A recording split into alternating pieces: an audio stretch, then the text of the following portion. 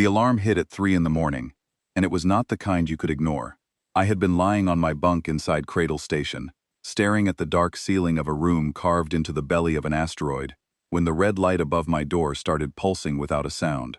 No siren, no announcement, just that silent red pulse, which meant only one thing in the entire United Nations Defense Fleet: strategic level emergency. Report immediately. My name is Daniel Shaw. I am a commander in a military branch that, as far as the rest of the human race knew, did not exist. I had been part of the UNF for 24 years, recruited out of a university physics lab when I was 18, told the truth about the universe, and asked to keep that truth locked inside my chest for the rest of my life. The truth was simple and enormous. We were not alone. We had never been alone. And the galaxy had decided, 63 years before I was born, that we were not worth the trouble of talking to.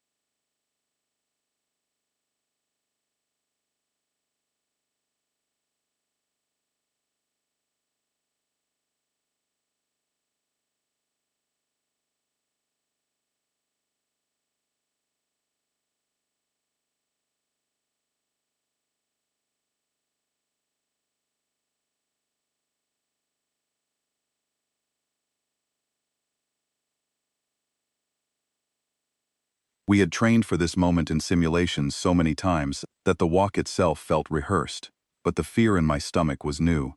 Simulations never gave you that fear, that cold weight sitting right behind your ribs like a stone you had swallowed and could not cough back up. I passed Lieutenant Sophie Barrett near the junction on Deck 4. She was our senior weapons engineer, a woman who had spent 8 years designing the targeting algorithms for the Fusion Lance system. She was pale. I nodded at her. She nodded back. Neither of us said a word.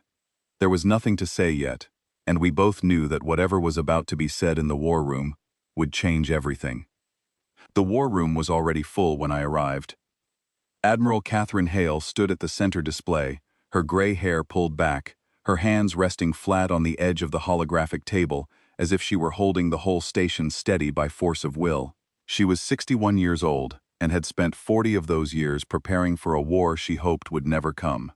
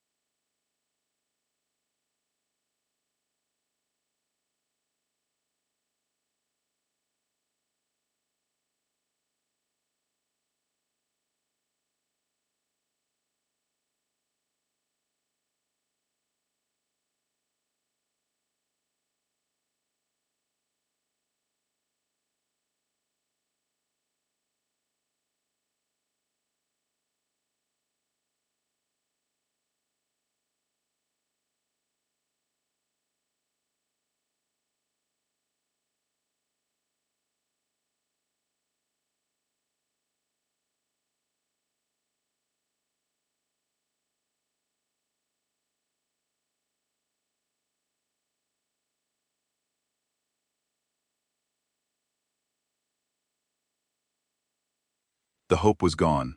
What remained was something harder. "Sit down," she said. No preamble. No greeting. 12 hours ago, the Vishari Concordance diplomatic convoy designated Passage 7 was destroyed in the outer corridor of Concordant space. All 46 vessels were eliminated. No survivors, no distress signal received in time.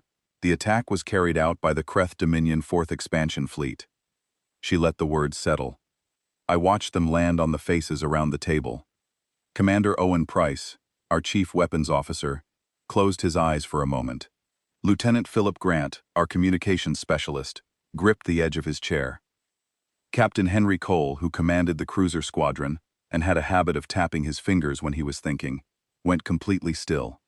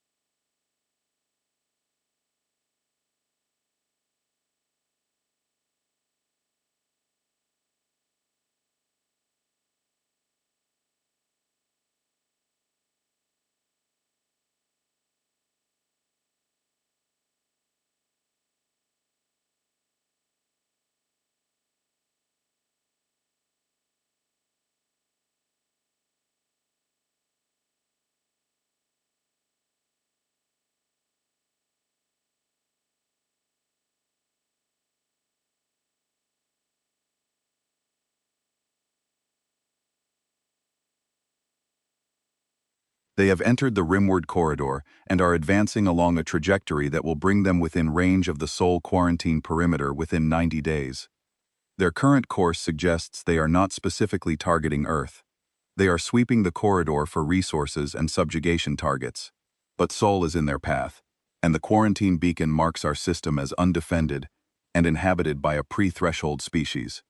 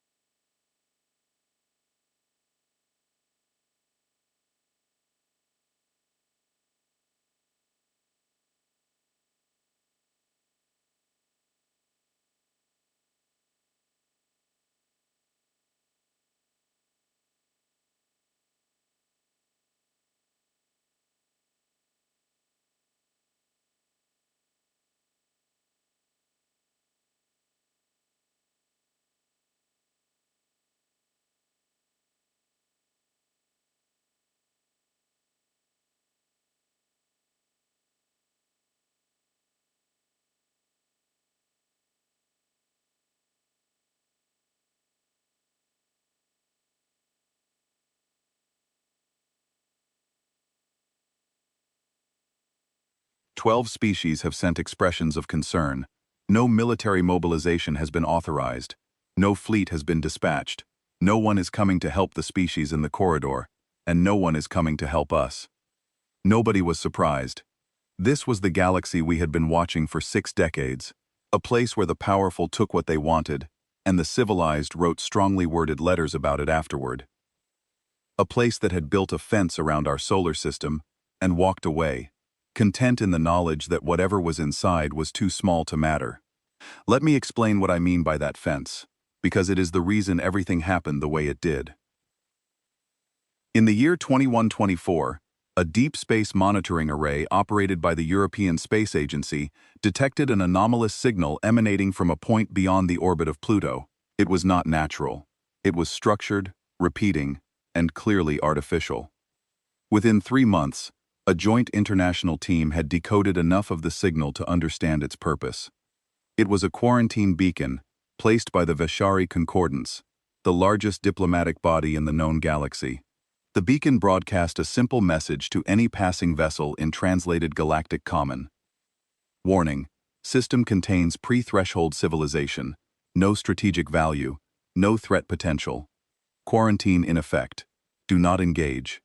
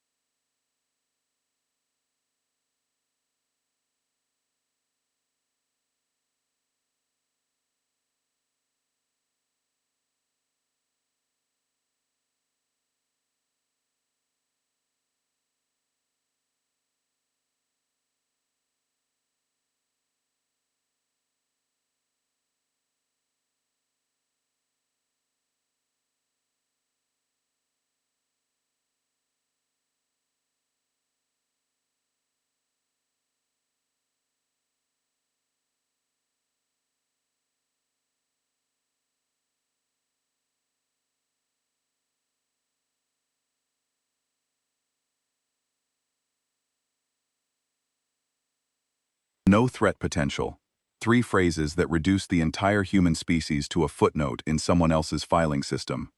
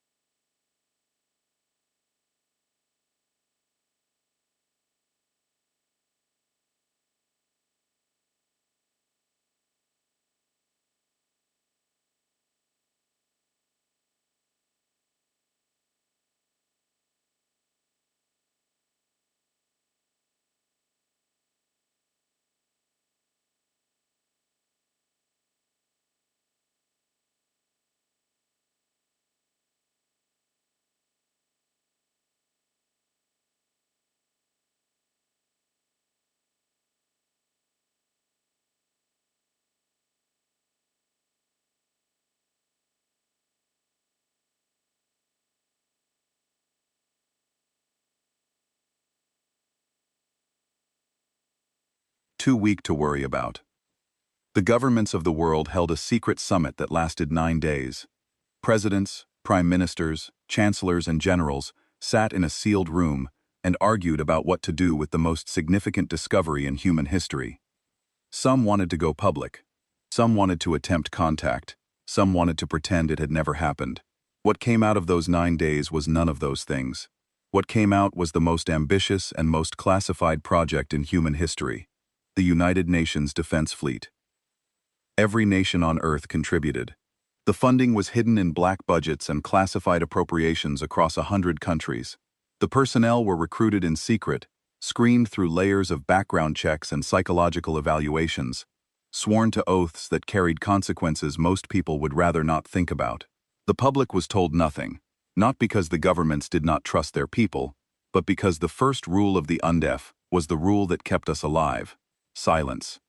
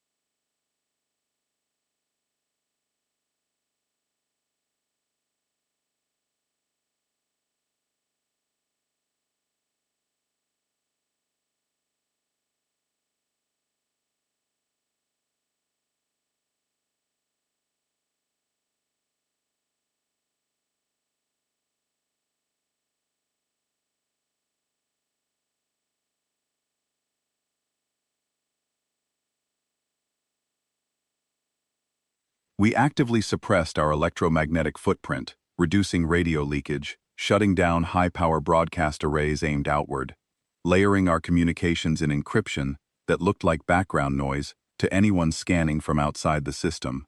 We made ourselves smaller and dimmer in the cosmic noise. To the galaxy, it looked like confirmation of what they already believed. Earth was a dying curiosity, a species still burning fossil fuels and fighting over resources, slowly fading toward irrelevance.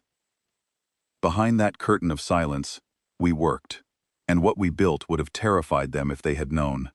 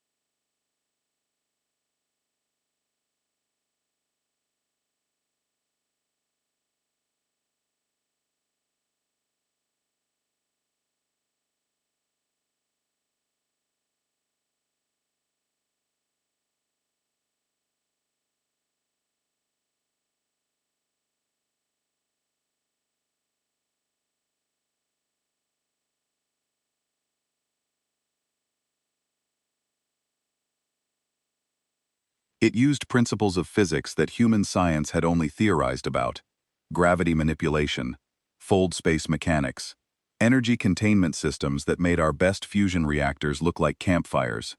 We did not just learn from it, we improved on it. Human engineers, unburdened by galactic patent restrictions and species-based technology monopolies, took alien science and pushed it in directions no one else had thought to try. We were reckless, creative, and motivated by the particular kind of determination that comes from knowing you have been written off by everyone who matters. The fusion lance was one of those innovations. A weapon that did not burn through armor the way conventional galactic weapons did, but instead created a localized fold in space-time around its target, crushing it from every direction simultaneously. The gravity fold drive was another, allowing ships to cross interstellar distances by folding space rather than traveling through it. And then there were the dreadnoughts, the Warden class.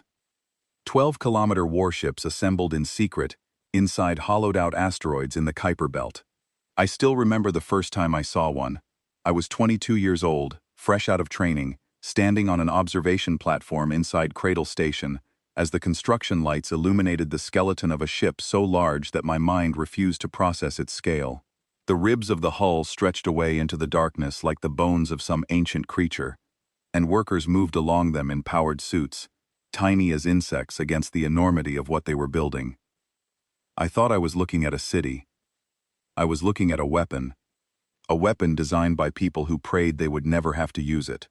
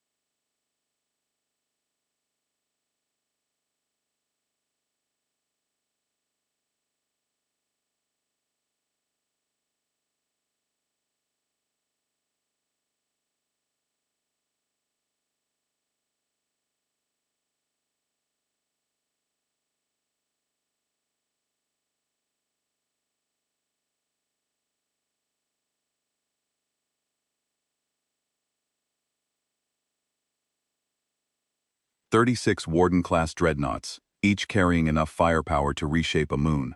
200 Sentinel-class cruisers, fast and versatile, loaded with drone swarm payloads that could adapt to any threat in real time.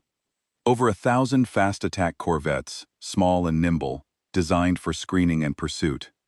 An entire fleet, constructed over 6 decades, crewed by men and women who lived double lives and carried a secret so heavy it bent their spines. I was one of those people. My sister Lucy thought I was an astrophysics professor at a university in London. She had no idea that the brother she video called every Sunday afternoon had spent his actual week running tactical simulations against Kreth battle formations inside a classified facility 2 billion kilometers from Earth. Every time she asked me about my work, I lied to her with a smile that cost me more than she would ever know. I had perfected the performance over the years, keeping track of fake research projects and invented colleagues, creating a shadow career that existed only in my conversations with her. I even published academic papers under my real name to maintain the cover, papers about stellar formation and gravitational lensing that I wrote during the rare weeks when my actual duties allowed me time to pretend I was the man my family believed me to be. It was a lonely way to live. You cannot share the most important thing about yourself with the people who matter most, and that distance, that permanent unspoken gap between what they know and what you carry, becomes a kind of weight that never lifts. But the alternative was worse. The alternative was telling Lucy that the universe was more dangerous than she could imagine, that things with ships and weapons and appetites for conquest were out there in the dark, and that her brother spent his days preparing for the possibility that those things might someday come for everything she loved. I could not put that knowledge on her shoulders. So I carried it on mine, and called her every Sunday, and asked about her students, and pretended that the biggest challenge in my week was a difficult lecture. That was the life. That was the silence. And now, sitting in that war room with the red light still pulsing, and Admiral Hale standing over the holographic display, like a general studying the approach of an army she had always known was coming, I understood that the silence was about to end.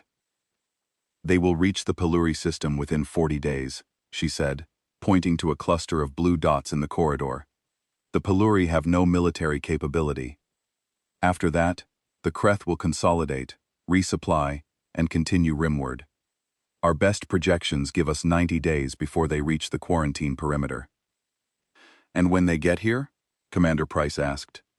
He was a quiet man with steady hands, who had spent 20 years calibrating weapons that had never been fired outside of a testing range. His voice was even, but I could see the tension in his jaw. "When they get here, they will find an undefended system, flagged as primitive, by a quarantine beacon they have no reason to respect. They will move in and claim whatever they want. The Kreth do not negotiate with species they consider beneath them, and right now, they consider everyone beneath them." The room absorbed this. I watched the officers around the table processing the same thought I was processing. Our fleet was ready. It had been ready for years. But using it meant revealing everything. And revealing everything meant there was no going back. "There is another option," Admiral Hale said. "We stay dark. We let them come. We hide the fleet, suppress all activity, and hope they take what they want from the outer system and leave us alone. We protect the secret and survive to fight another day." She looked around the room. "I want to hear your thoughts."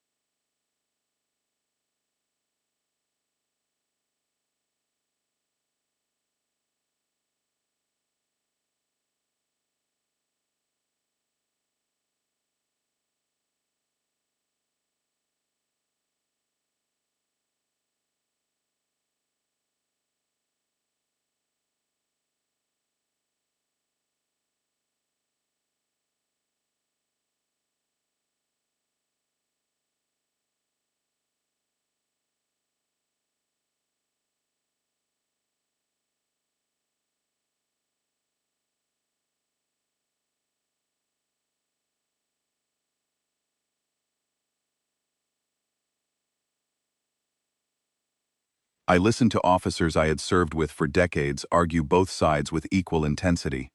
Some believed secrecy was our greatest asset, that revealing the fleet against a numerically superior force was gambling with the survival of the species, that patience had gotten us this far, and patience would keep us alive. Commander Price argued this position with quiet force, pointing out that our technological advantage was meaningless if we were overwhelmed by sheer numbers, that 36 dreadnoughts against 800 warships was not a battle plan but a gamble. Others argued differently. Captain Henry Cole, who commanded our cruiser squadron and rarely spoke in meetings unless he had something worth hearing, stood up and said something that stayed with me long after the debate ended. "We have spent 60 years building the most powerful fleet in the galaxy. We did not build it to survive. We built it to stand for something. If we cannot stand for the Peluri, who are about to lose everything, then what are we standing for at all? What was the point of the sacrifice? What was the point of the silence?" The room went quiet after that. Not because Cole had won the argument, but because he had named the thing that nobody wanted to say. The silence had cost us something. It had cost us normal lives, honest relationships, the simple freedom of being who we truly were. If all of that sacrifice ended with us hiding in the dark while another species was consumed, then the sacrifice had been for nothing, and that, more than any tactical calculation, was the thing that none of us could accept. I did not speak for most of the debate. When Admiral Hale looked at me directly and asked for my assessment, I said what I believed.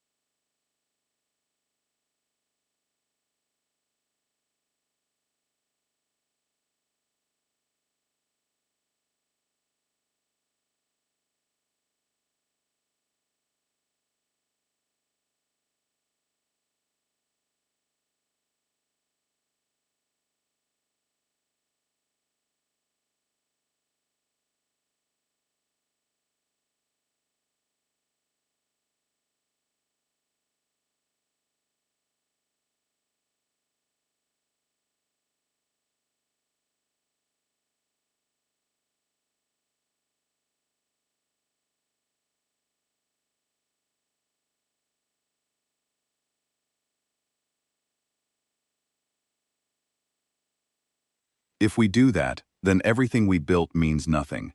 It is just metal in the void. 22 hours after the emergency alert, the Secretary General of the United Nations, Eleanor Webb, authorized Operation Threshold from a secure bunker beneath Geneva.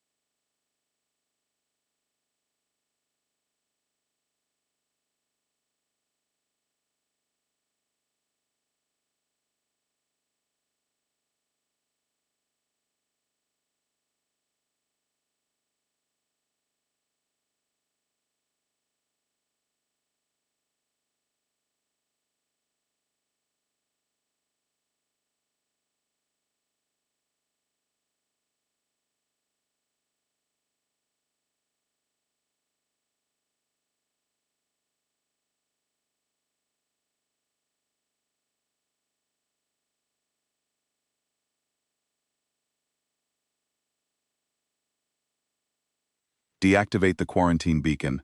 Deploy the fleet. Make contact on humanity's terms.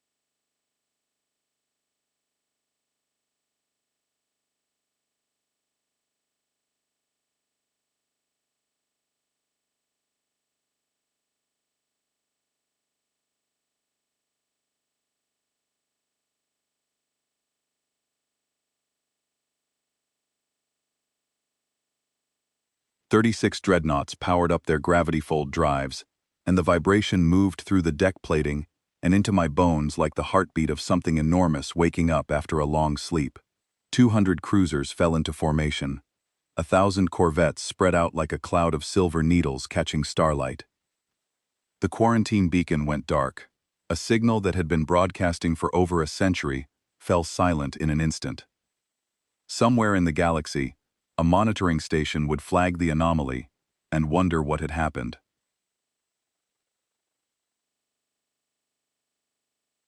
What had happened was us, and we were on our way. I want to tell you about the fold. That is what we called the moment. A ship engaged its gravity-fold drive and crossed the boundary between normal space and whatever lay on the other side. Training simulations could approximate the physics. They could show you the numbers, the trajectories, the energy curves. What they could not show you was what it felt like, because what it felt like was wrong.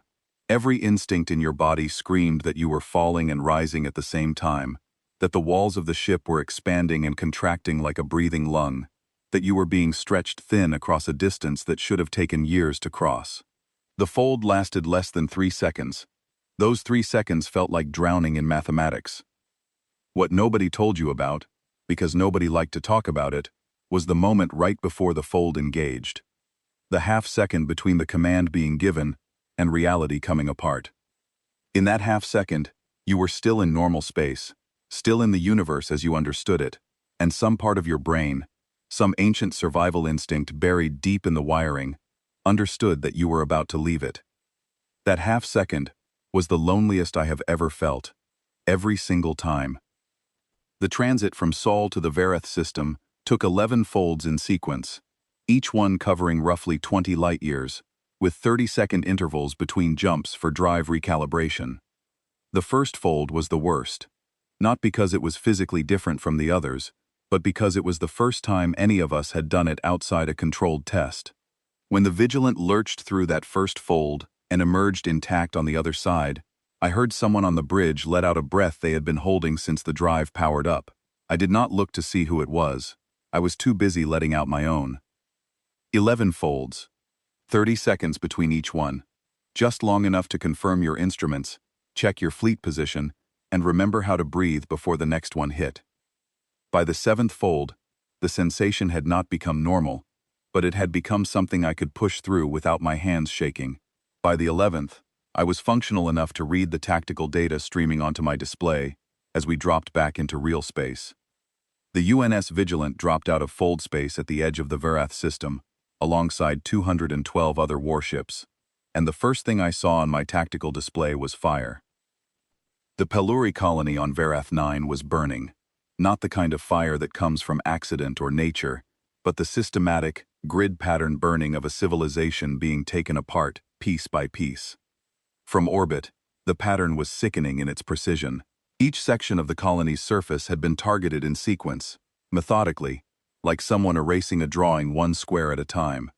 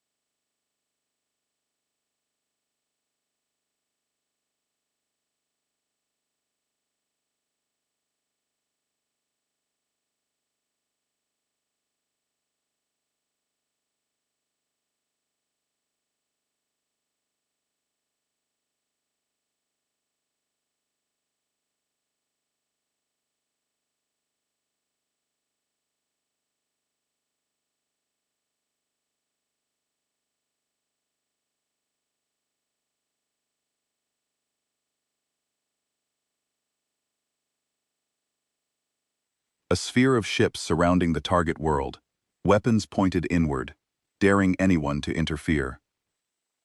Nobody ever had. In 400 years of expansion, the Kreth had used this formation against dozens of species, and not once had a single outside force raised a hand to stop them. The Vishari protested, the Concordants condemned, and the Kreth continued, because words without force are just noise, and noise was all the galaxy had ever offered.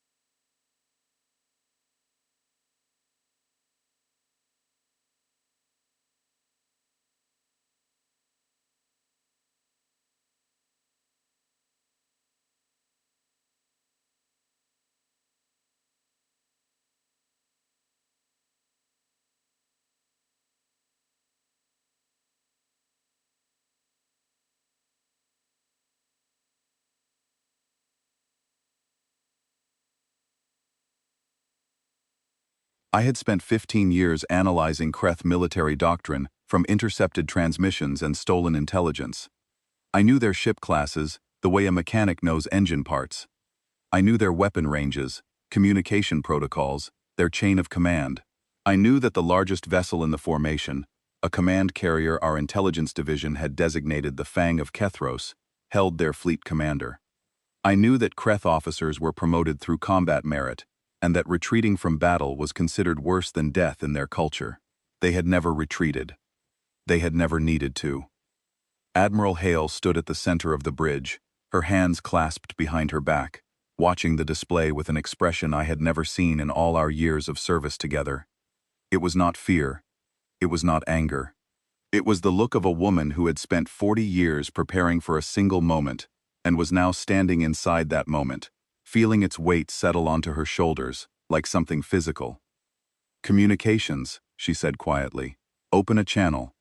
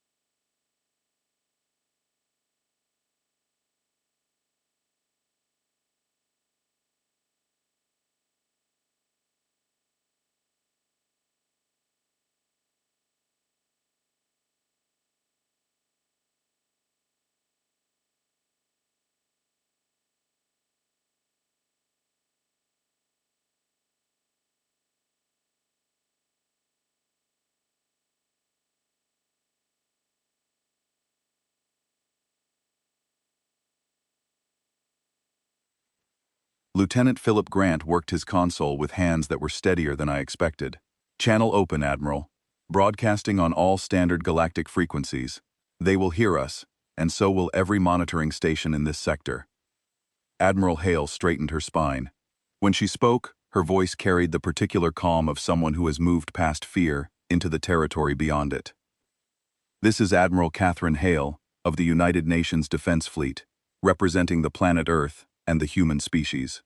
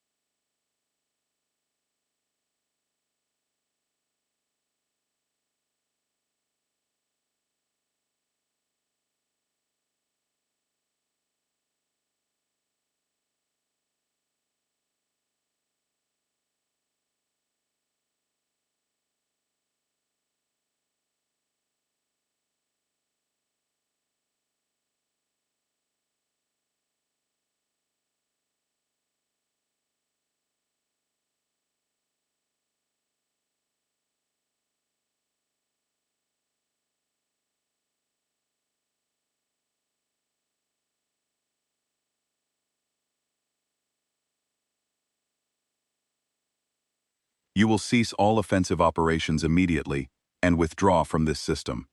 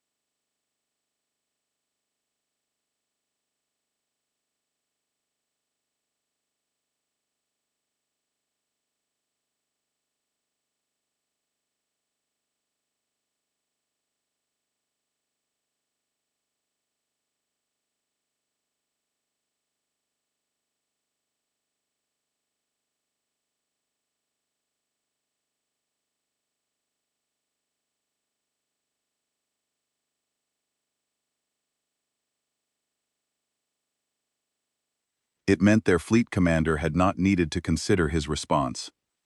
The voice that came through our speakers was deep, grinding, and carried the casual contempt of a species that had been at the top of every food chain it had ever encountered.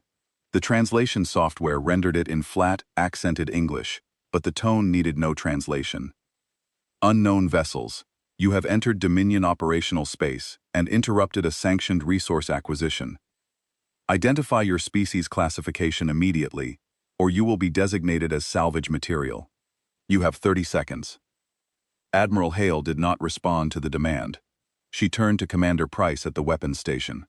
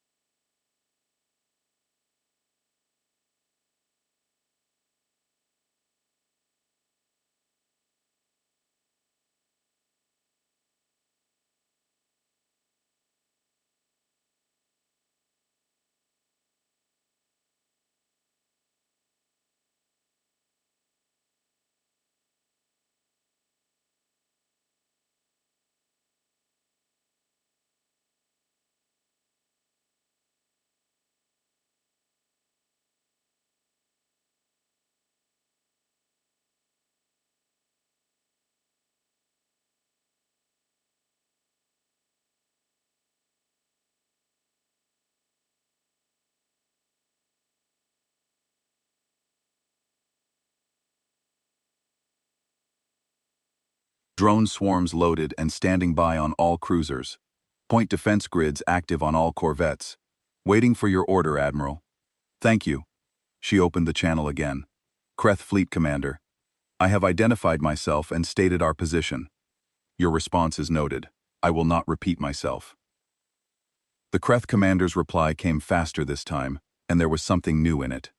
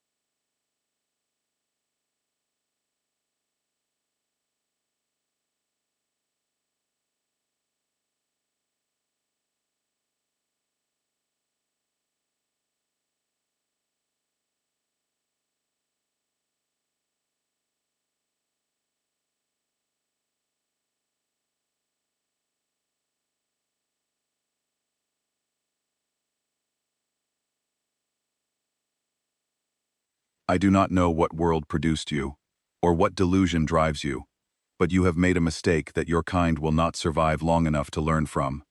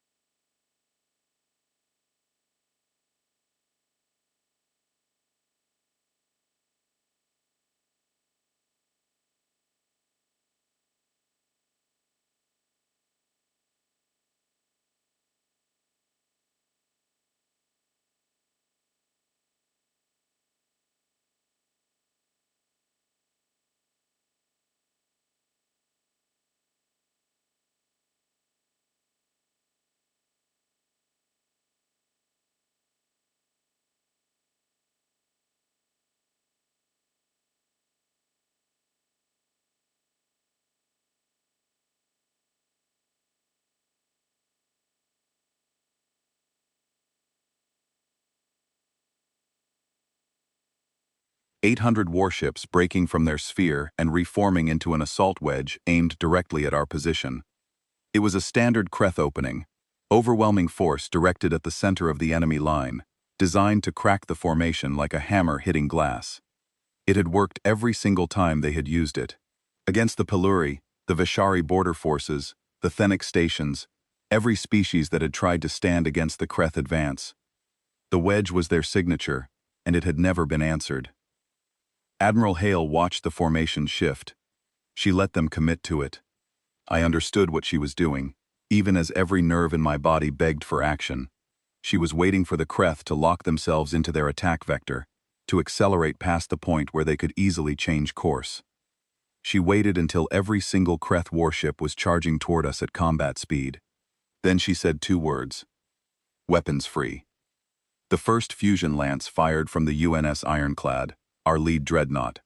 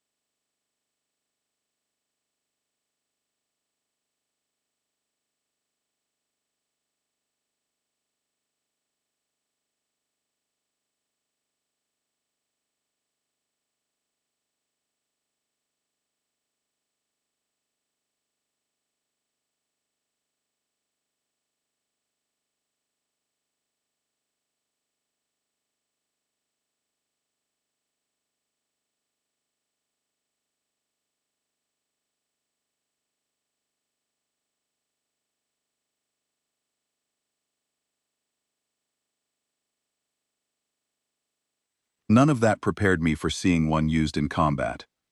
The lance did not produce a visible beam like the plasma weapons the Kreth employed. Instead, space itself seemed to ripple around the target, a Kreth heavy cruiser at the tip of the assault wedge. The ripple was subtle, almost gentle, like the surface of a pond disturbed by a falling pebble. It lasted less than a second. When it cleared, the cruiser was gone. Not destroyed in the way I understood destruction. Not broken apart or burned or scattered. Compressed. Folded in on itself by the sudden, violent distortion of the space it occupied, crushed into a dense knot of matter no larger than a ground vehicle. A ship the size of a stadium, reduced to a point, in absolute silence. 35 other dreadnoughts fired in the same heartbeat. The front line of the Kreth assault wedge ceased to exist. 43 warships collapsed in under 10 seconds, each one crumpled by that same invisible force. The debris they left behind was not wreckage in any conventional sense. It was compressed matter, dense and dark, tumbling slowly through empty space like a field of black stones. I was monitoring the Kreth communication channels when it happened, and what I heard was something that no human being had ever heard before, the sound of a species that had never known defeat, encountering it for the first time. Their communications discipline, the backbone of 4 centuries of military dominance, shattered into overlapping transmissions, contradictory orders, and demands for information that no one could provide. Voices that had been calm and commanding seconds ago were now sharp with something that sat between confusion and genuine disbelief. They did not understand what had happened. Their sensors confirmed that 43 ships had been lost, but nothing in their tactical database could explain how. The weapons readings did not match any known galactic technology. The damage pattern did not correspond to any weapon effect they had ever documented. For the first time in their history, the Kreth were fighting something they could not categorize. But the Kreth were not cowards. I want to make that clear, because what happened next was not the collapse of a weak force. It was the systematic defeat of a strong one, and the distinction matters.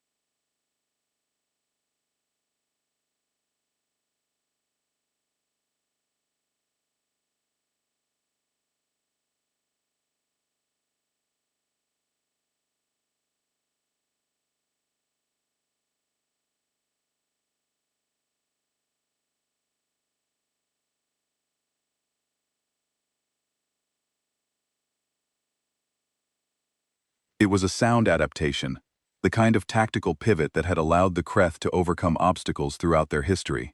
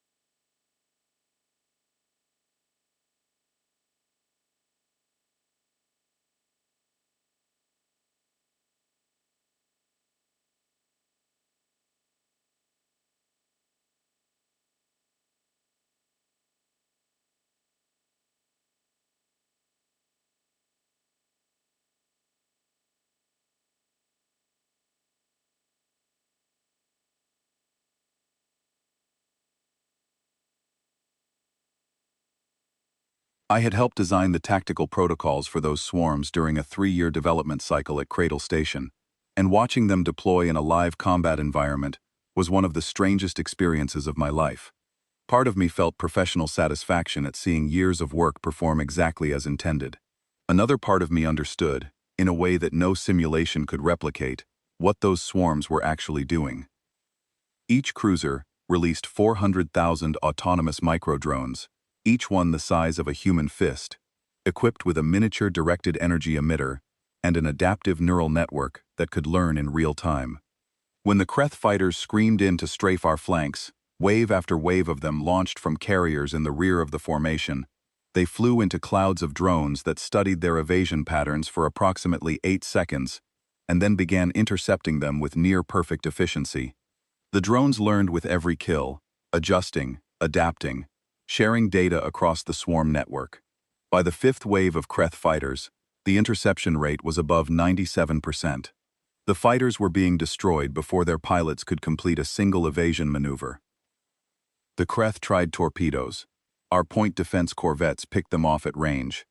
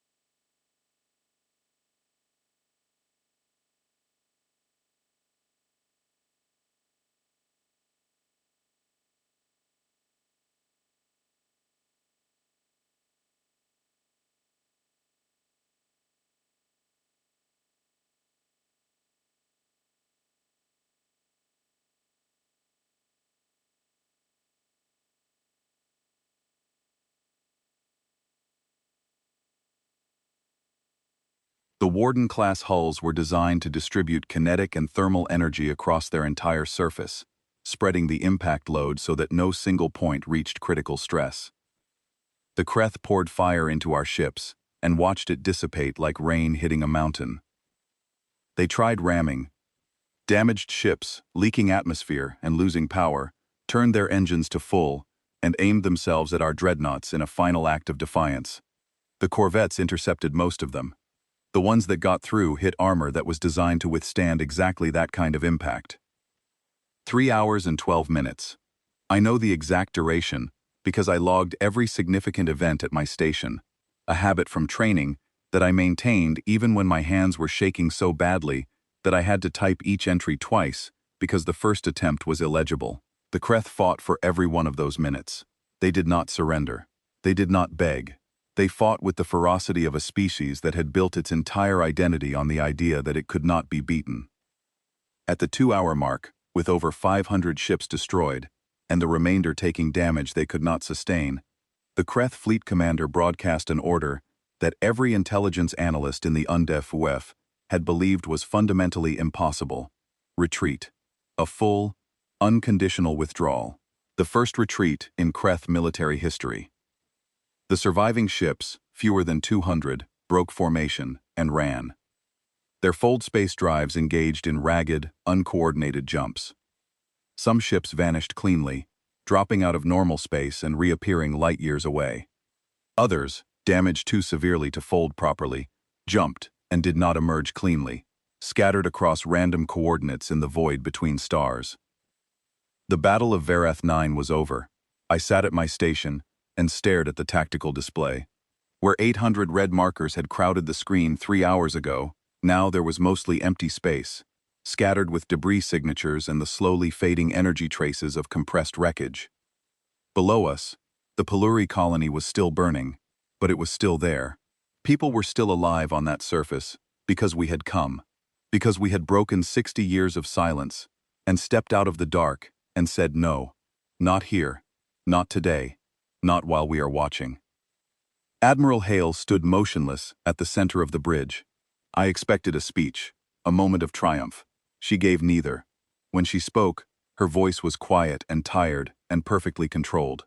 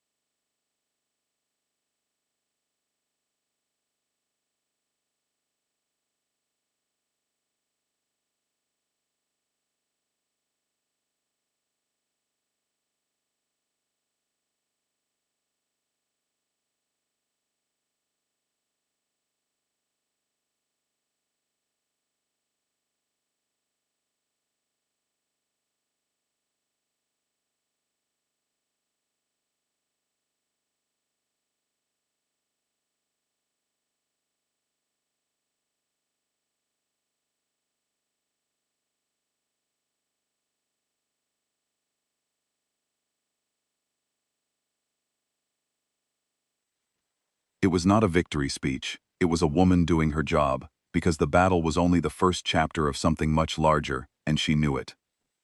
In the hours that followed, I began to understand the full scope of what we had done, and what it meant. Our ships had taken minimal damage, 2 corvettes had suffered engine failures during the engagement, and were being towed back to the formation. 1 cruiser had a hull breach on its port side from a near-miss torpedo that had detonated too close. No human casualties. 0. A number so clean that it should have felt like triumph, but instead felt like a strange kind of guilt, because the other side of that ledger was 700 Kreth ships and their crews, gone.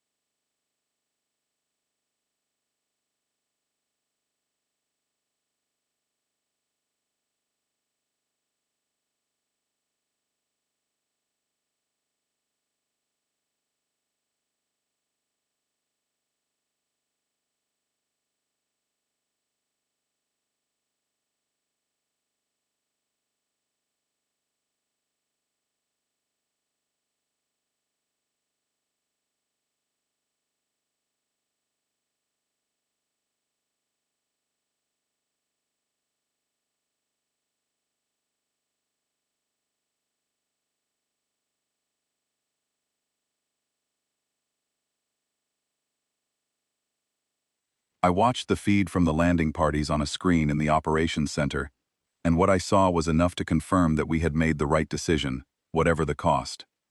The colony was devastated. Entire districts had been burned to bare ground. Infrastructure was shattered. But people were alive in the shelters. Peluri survivors emerged from underground bunkers and looked up at the sky and saw, instead of the Kreth formation that had been destroying them, human shuttles descending with supplies and medical equipment. They did not know who we were. They did not know where we had come from. They only knew that someone had come, and that was enough. The comms console erupted. Lieutenant Grant turned to the Admiral with wide eyes. "Ma'am, we are receiving transmissions from across the sector. Veshari, Peluri, Fennec, and at least 12 other species I am still identifying. They are all asking the same thing. Which is, they want to know what we are."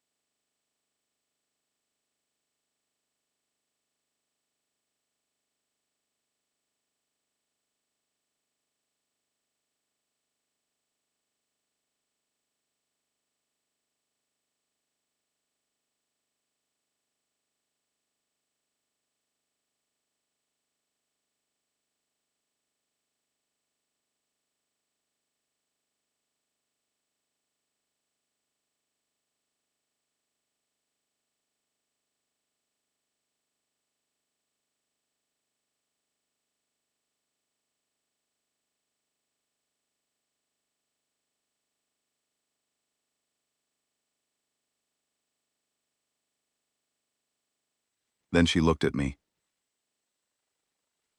I do not know why she chose me specifically.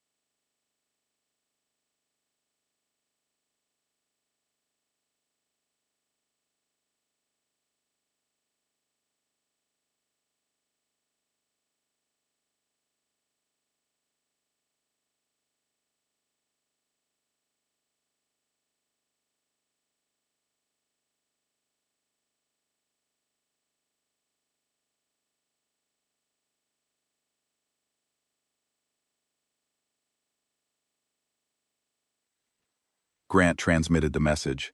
I watched it go out across every frequency we could reach, spreading outward at the speed of light toward a galaxy that had written us off as nothing.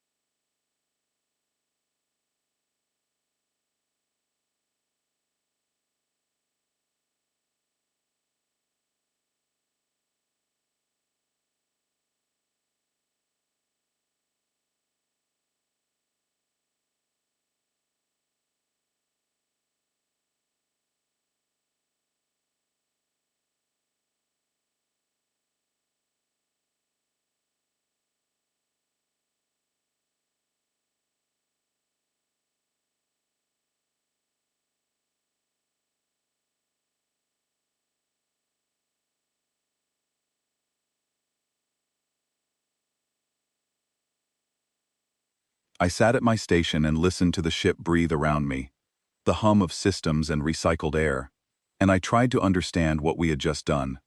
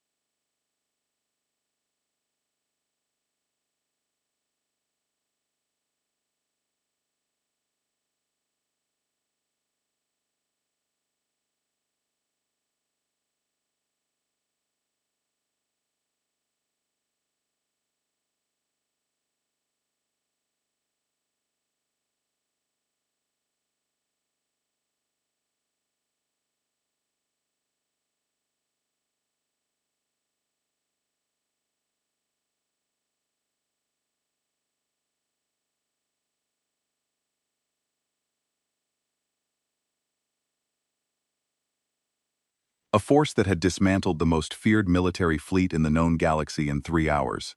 There was no taking that back. No returning to the silence. The door was open, and whatever came through it next would shape the future of our species.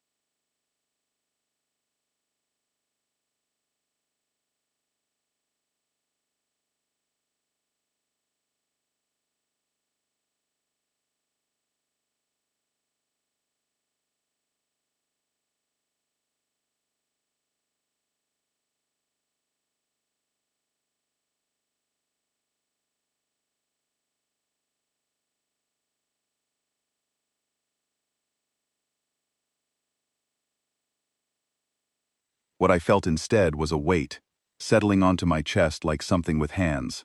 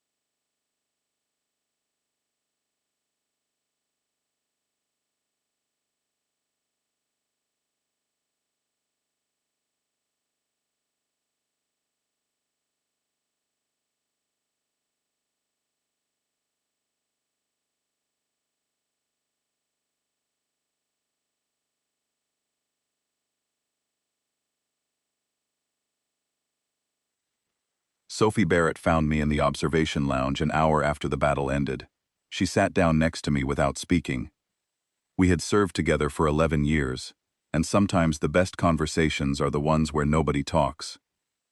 After a while, she said quietly, "My targeting algorithms worked perfectly. Every compression field, every lance trajectory, exactly as I designed them. I should be proud."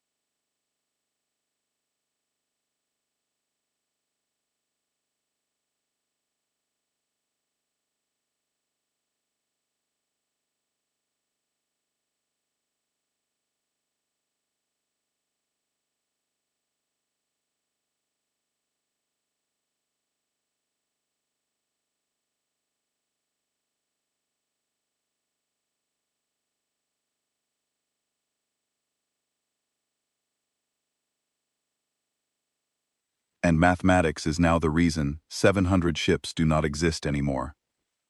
I did not have an answer. There are some weights that words cannot lift. So I sat with her and watched the stars through the viewport and let the silence hold what neither of us could carry alone. The galaxy did not react with one voice. It reacted with 1,000 voices, all talking at once, and most of them were afraid.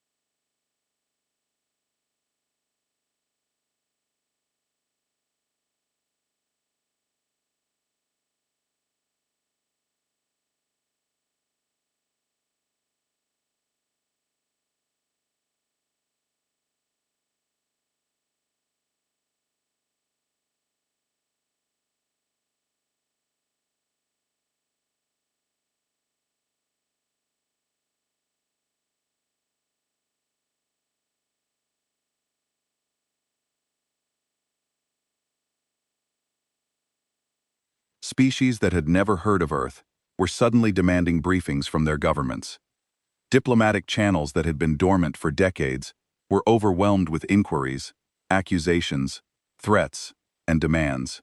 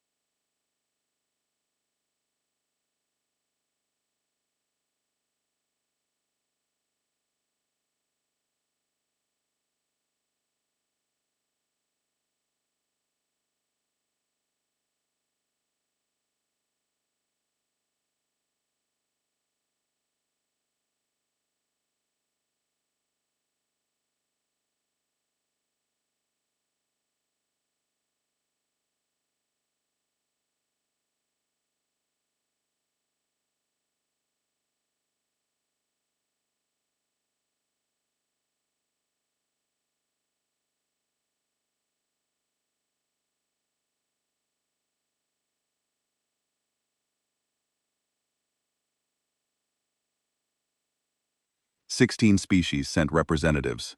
The agenda had a single item: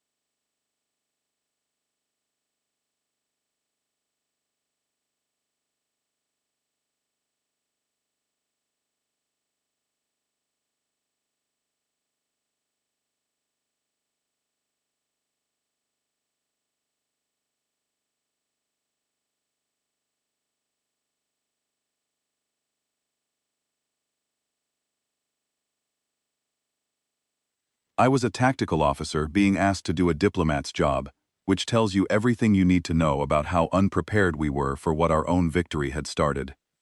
The Vishari were the first to make direct contact. Their diplomatic vessel arrived at Vareth 9 3 days after the battle, a sleek silver craft that looked more like a sculpture than a spacecraft. Ambassador Seleth Ka came aboard the Vigilant with 2 aides and an expression that I could only describe as professional alarm.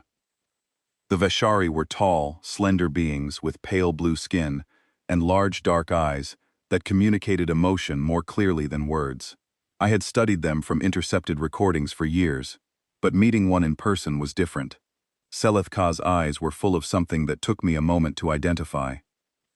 It was not anger, it was not gratitude, it was fear. Deep, intelligent, calculated fear.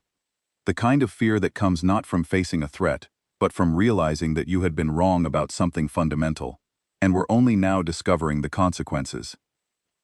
We sat across from each other in a conference room with a viewport that showed the debris field still drifting outside. I had a cup of tea that I was not drinking. Seleth Ka had nothing. The aides stood behind the ambassador like shadows. "Commander Shaw," Seleth Ka said, and the translation device rendered the words in smooth, precise English. "The Concordance placed a quarantine beacon around your star system 63 years ago. The classification was based on a comprehensive survey that determined your species had not achieved threshold-level technology. You were pre-spaceflight. You were assessed as posing no strategic concern. That assessment appears to have been significantly in error." "It was," I agreed. "Then help me understand. Your warships employ technology that does not match any known galactic standard. Your weapons operate on principles that our physicists have not yet fully modeled. You built all of this in secret, inside a quarantine zone, without any external assistance, in approximately 6 decades. 63 years. Seleth Ka's dark eyes widened fractionally. That is not possible. The technological progression required to advance from pre-spaceflight to what we witnessed 3 days ago would take most species 3 to 5 centuries, with access to existing galactic knowledge networks and trade relationships. You did it alone. We are fast learners, I said, especially when someone puts a fence around us and tells us we do not matter. The ambassador leaned forward. You were supposed to be primitive, Commander. I looked past Selith Ka to the viewport. The faint orange glow of the Peluri colony's atmosphere was still visible, thick with smoke from fires the Kreth had set. Below that smoke, people were alive because we had come. You were not supposed to fence us in, I said. Selith Ka's gaze dropped. In Vishari culture, I later learned, breaking eye contact during a conversation was one of the most significant admissions of fault their body language could express. It was the closest thing to an apology their species offered without speaking.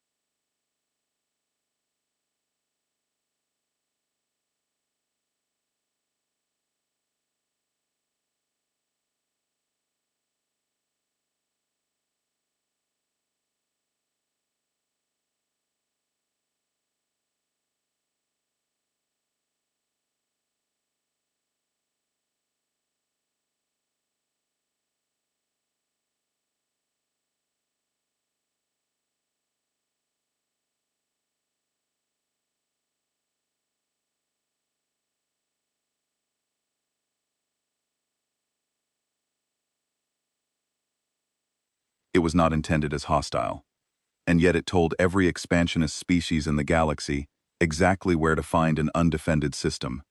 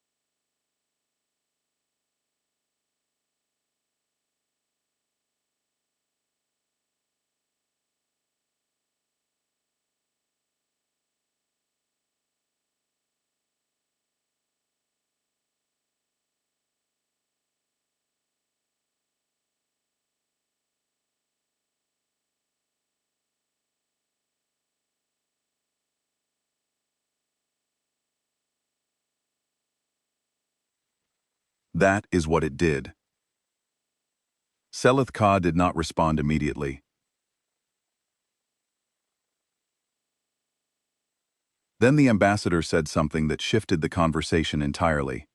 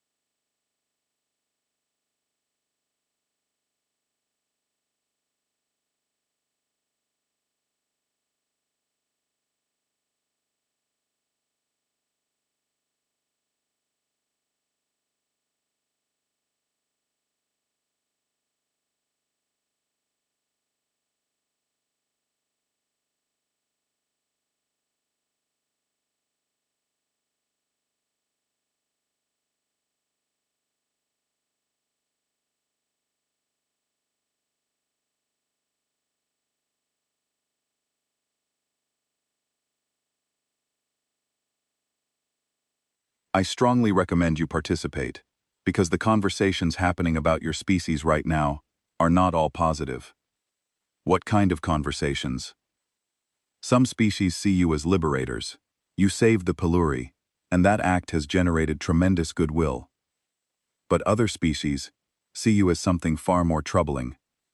An unknown civilization with weapons no one can counter, hidden for 6 decades, with unknown intentions and unknown production capacity. They are asking themselves a very uncomfortable question.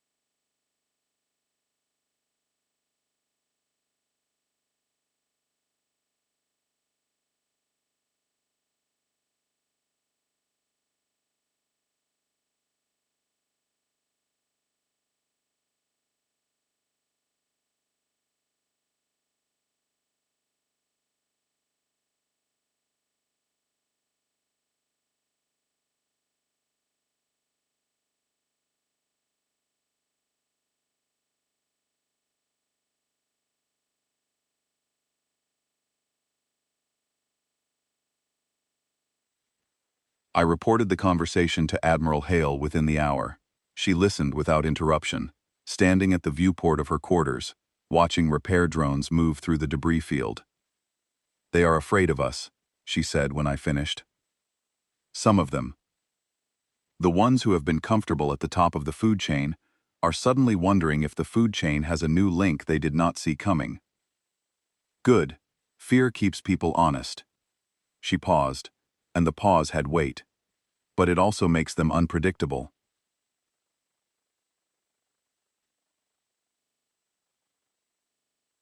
What about the Kreth? What do our intelligence sources say? This was the part I had been dreading. I pulled up the data on my pad. The Kreth Dominion has classified humanity as a Class 0 existential threat, their highest danger designation. Previously applied only to natural phenomena, supernovae, rogue singularities. I suppose I should be flattered.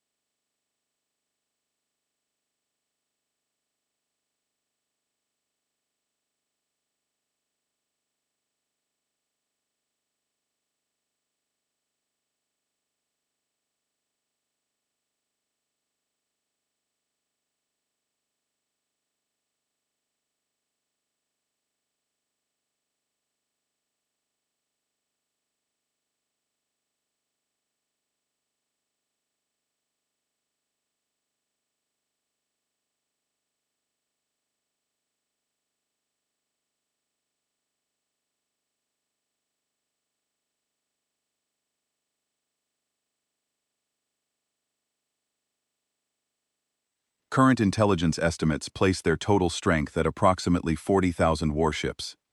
The room went quiet.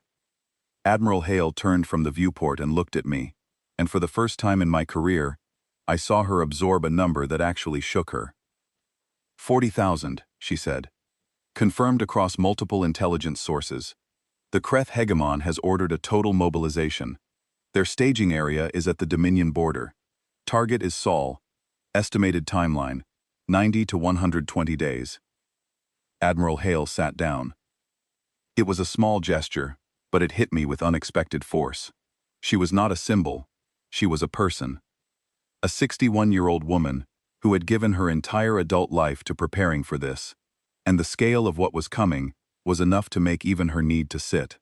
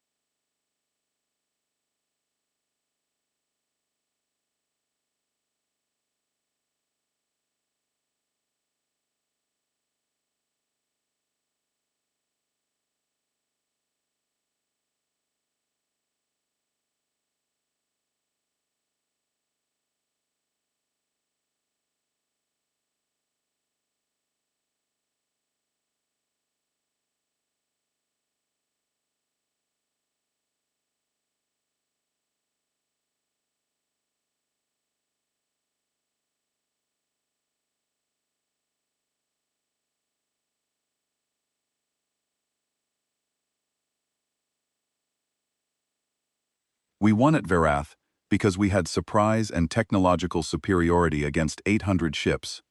Against 40,000, those advantages diminish.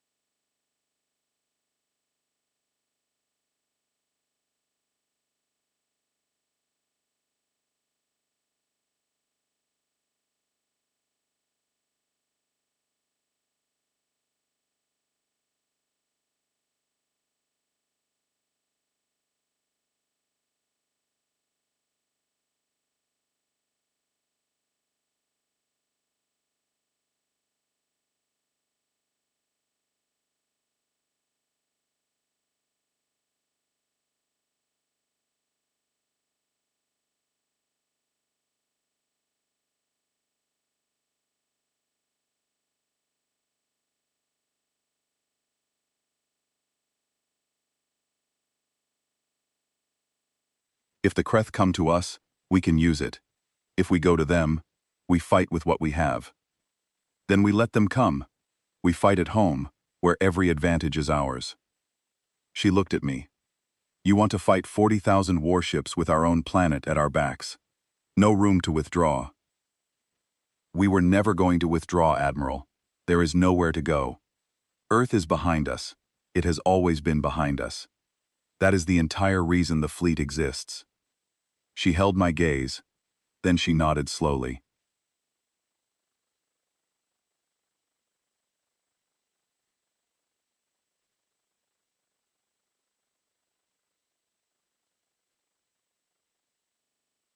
Get me a secure channel to Secretary General Webb. And start drawing up defensive deployment plans.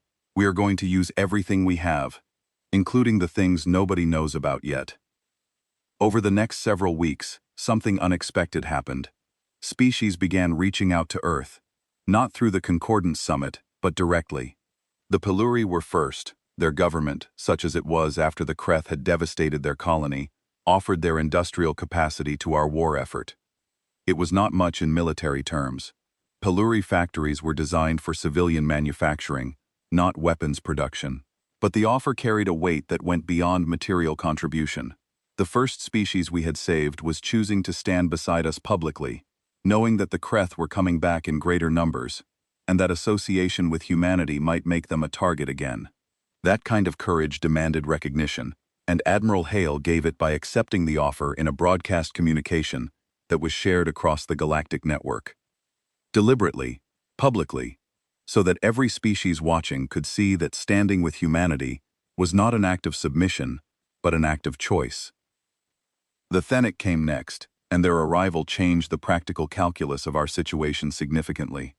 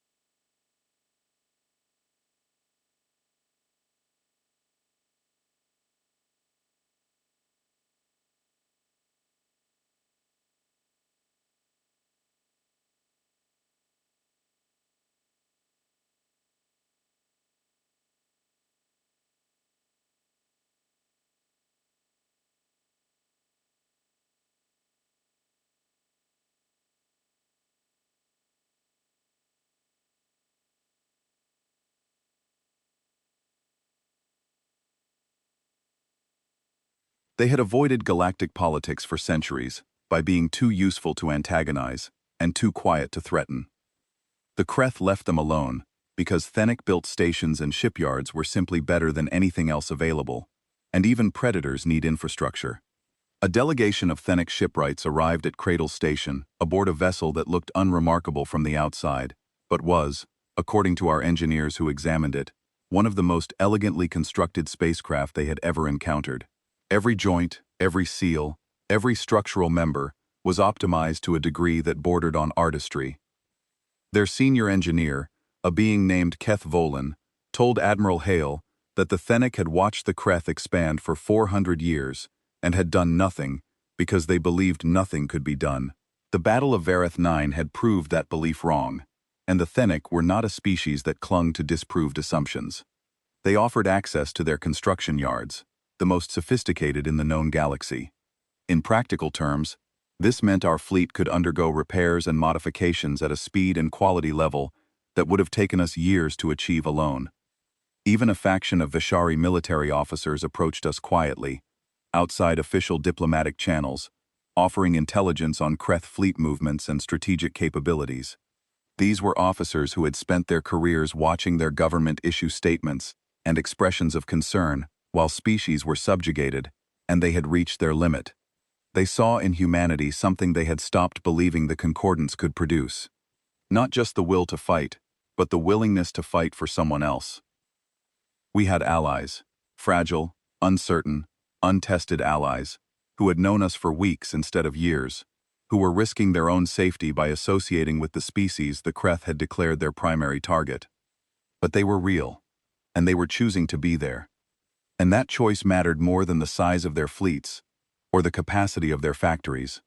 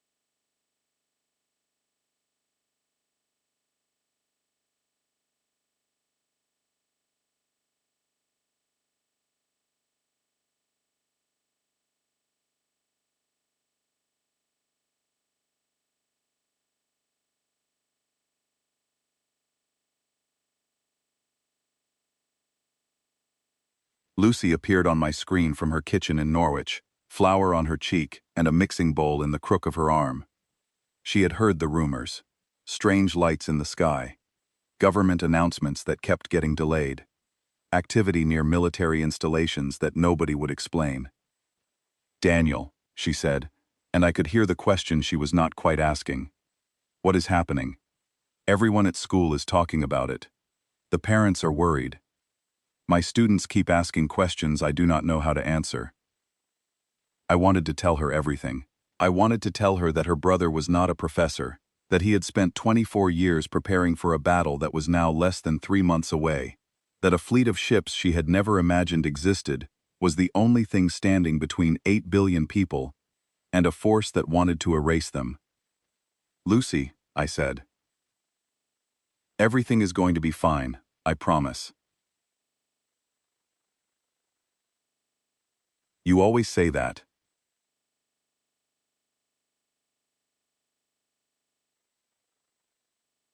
She smiled, but the smile did not reach her eyes.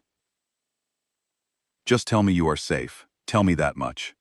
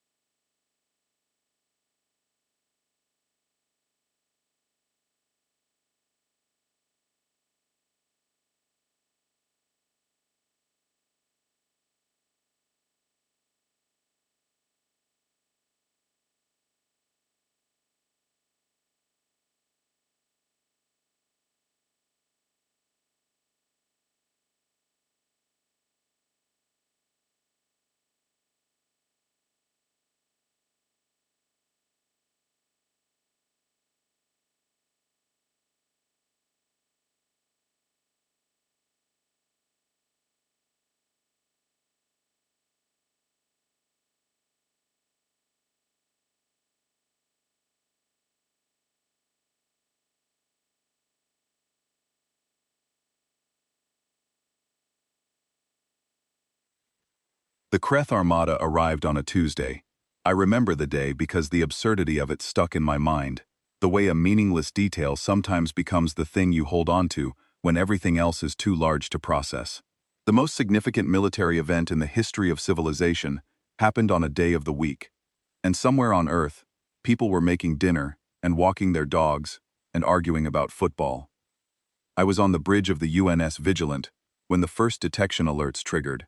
We had been in position for 6 weeks, our fleet deployed in a defensive arc at the orbit of Neptune, spread across millions of kilometers, but linked by communication systems that operated faster than light. The Fold Space Array was online. Every node in the repurposed beacon network was calibrated and waiting. Behind us, there was nothing but 8 billion people and a blue planet that had never needed defending before. "Contact," Lieutenant Grant called out, and his voice was steady in the way that only intense training can produce.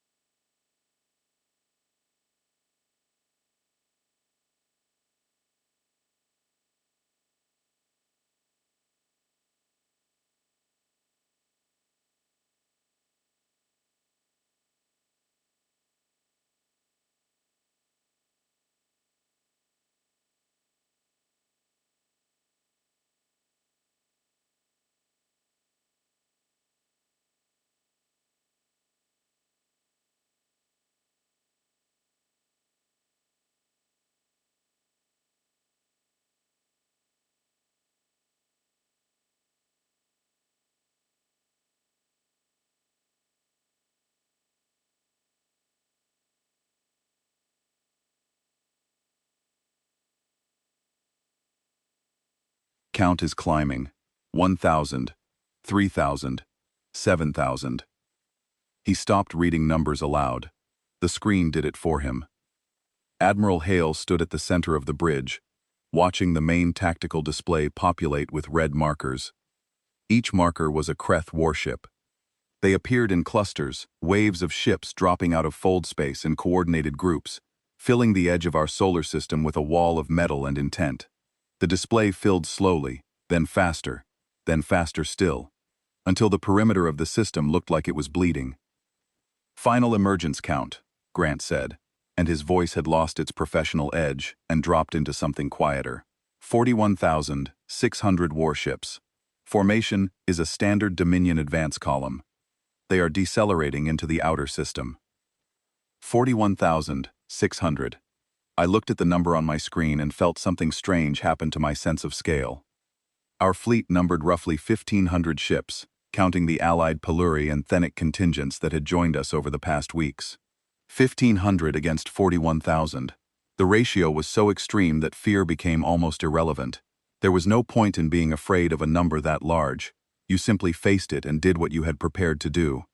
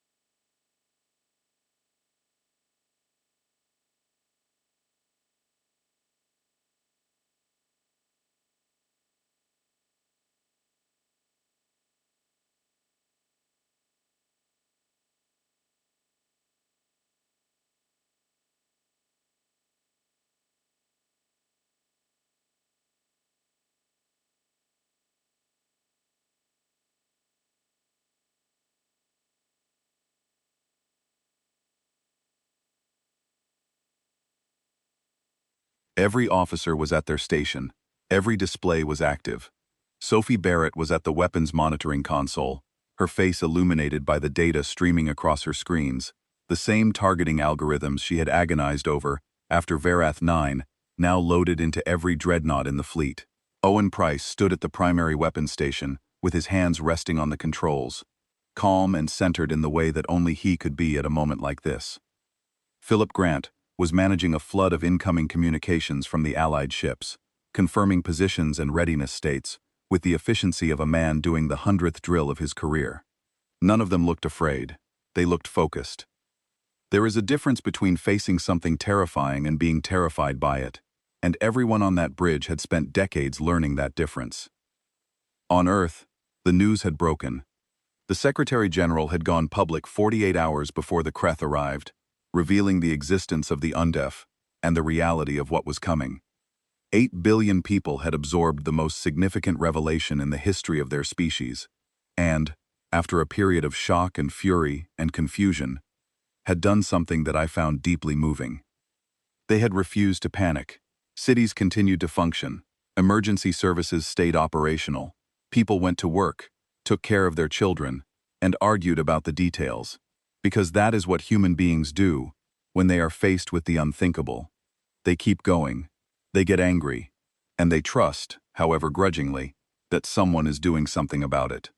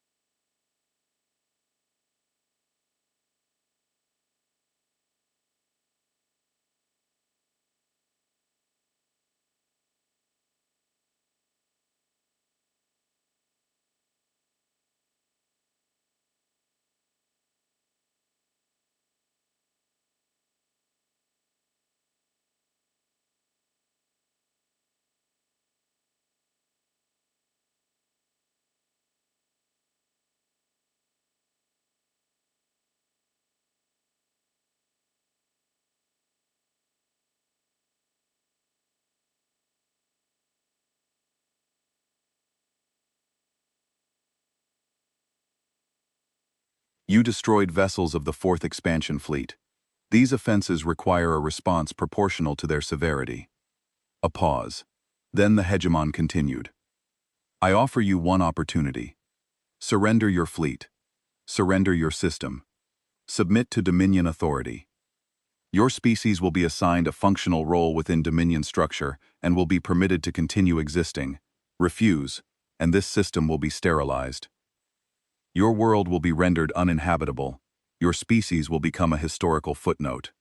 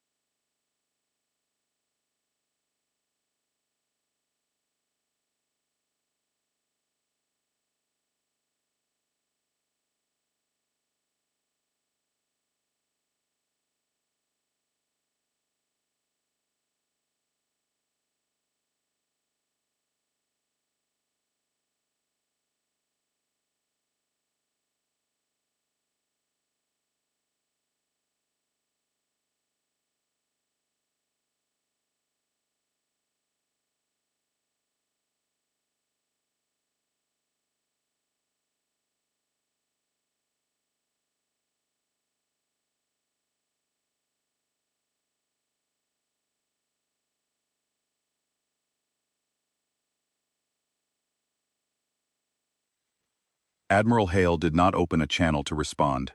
She turned to Commander Price. Owen, the array. Online and standing by, full coverage across the inner system, awaiting your command.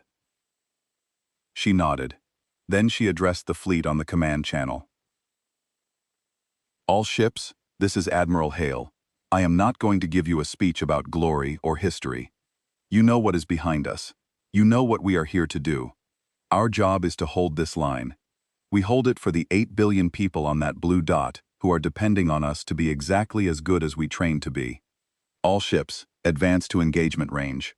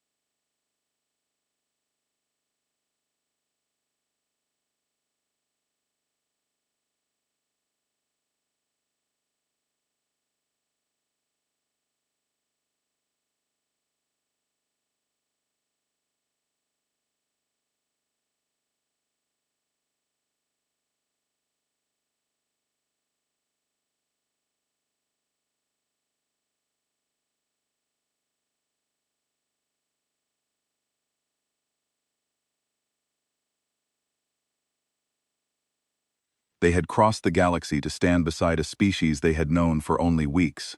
Not because they were confident in victory, but because they believed that standing together, against something like the Kreth, was better than facing it alone. The Kreth opened fire when we entered their maximum weapons range. This time, they were different. The lessons of Vareth 9 were evident in their tactics.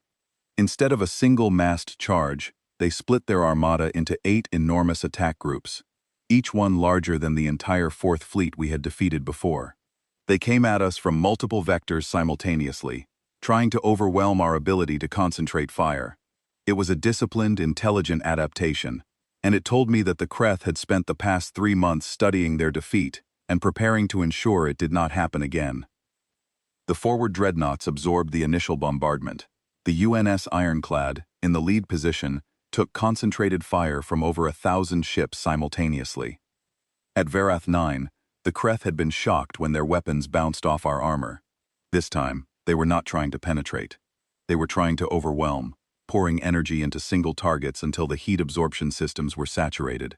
It was a brute force approach, and it was working. The Ironclad's hull temperature climbed steadily. Damage reports began appearing on my screen. Not critical failures, but accumulating stress that could not be sustained forever.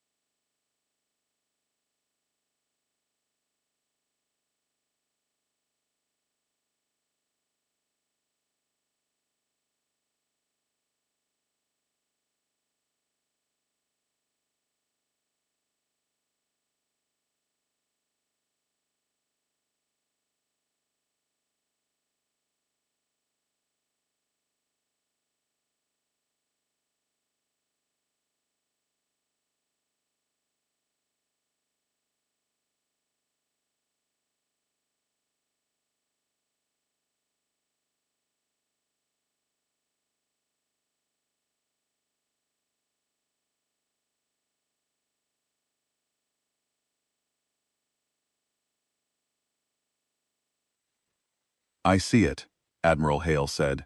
She had been watching the tactical display with complete stillness, the kind of calm that comes from having already made every decision that needed making.